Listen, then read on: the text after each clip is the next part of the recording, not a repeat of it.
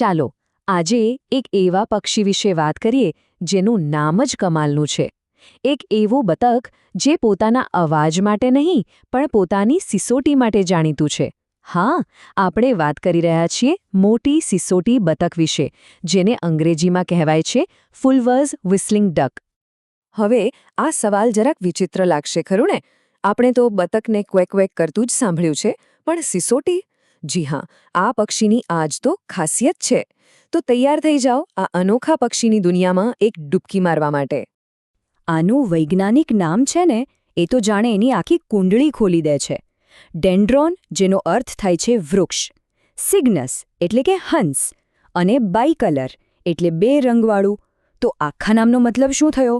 બે રંગવાળું, ઝાડ પર રહેનારું હંસ. આ નામ જ એની આદતો અને દેખાવ વિશે ઘણું બધું કહી જાય છે. તો સૌથી પહેલાં ચાલો એને બરાબર ઓળખી લઈએ. આ પક્ષી દેખાય છે કેવું, અને દુનિયાભરમાં લોકો એને બીજા કયા નામોથી બોલાવે છે? જો, દરેક નામ પાછળ એક કારણ છુપાયેલું છે. ગુજરાતીમાં તો આપણે એને મોટી સિસોટી બતક કહીએ છીએ, જે સીધું એના અવાજ પરથી આવ્યું છે. અંગ્રેજીમાં ફુલવસ શબ્દ એના પીળાશ પડતા બદામી રંગ માટે છે, અને વિસ્લિંગ ફરીથી એની સિસોટીની યાદ અપાવે છે. અને હા, એને ઝાડ પર બેસવાની આદત છે, એટલે જ એ ટ્રી ડક તરીકે પણ ઓળખાય છે. હવે આંકડાઓ ક્યારેક કંટાળાજનક લાગે, પણ જરા આના પર નજર નાખો. આનાથી આપણને એના કદનો એકદમ સ્પષ્ટ ખ્યાલ આવે છે. એની લંબાઈ લગભગ 1.5 થી 2.5 ફૂટ જેટલી હોય છે, વજન લગભગ 1 કિલોગ્રામ સુધીનું, અને જંગલમાં એ આરામથી 1 દાયકા કરતાં વધુ જીવી શકે છે. તો પછી એને ઓળખવું કઈ રીતે?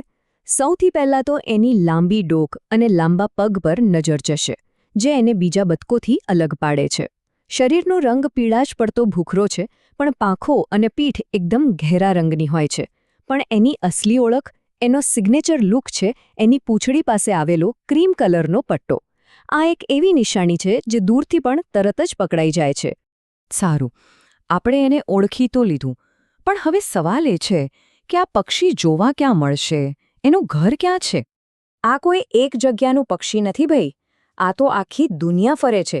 ઉત્તર અમેરિકાથી લઈને દક્ષિણ અમેરિકા સુધી, અને પૂર્વ આફ્રિકાથી લઈને દક્ષિણ એશિયા સુધી, જેમાં આપણું ભારત પણ આવી ગયું. સાચા અર્થમાં કહીએ તો આ એક ગ્લોબલ સિટીઝન છે.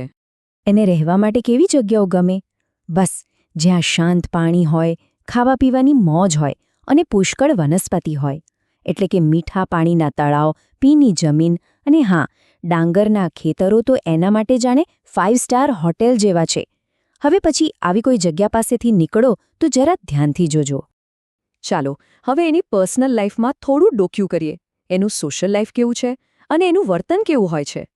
એને એકલું રહેવું જરાય નથી ગમતું. એ એકદમ સોશિયલ બર્ડ છે. હંમેશા મોટા ટોળામાં જ જોવા મળશે. સેંકડોના ઝુંડમાં એમને જોવાનો અનુભવ જ કંઈક અલગ હોય છે. અને બીજી એક મજેદાર વાત, એ આપણા કરતાં ઊંધું છે. એ રાત્રે વધારે એક્ટિવ હોય છે, એકદમ નિશાચર. અને હવે આવે છે એની સુપર પાવર, એ વસ્તુ જેના માટે એ આટલું ફેમસ છે, એની સિસોટી. ખાસ કરીને જ્યારે ઉડતું હે ને, ત્યારે એના ગળામાંથી એકદમ સ્પષ્ટ અને સંગીતમય હુઈ હુઈ જેવો અવાજ આવે છે. આ અવાજ જ તો એની ઓળખ છે. ભારતમાં જ્યારે ચોમાસું બેસે છે, ત્યારે એમના ઘરમાં નવા મહેમાન આવવાનો સમય થાય છે. એ પાણીની નજીક કોઈ સુરક્ષિત જગ્યાએ, જેમ કે ઝાડીઓમાં કે ઝાડની બખોલમાં પોતાનો માળો બનાવે છે. અને સૌથી સુંદર વાત શું છે ખબર છે? મમ્મી પપ્પા એટલે કે નર અને માદા બંને સાથે મળીને બચ્ચાઓને મોટા કરે છે.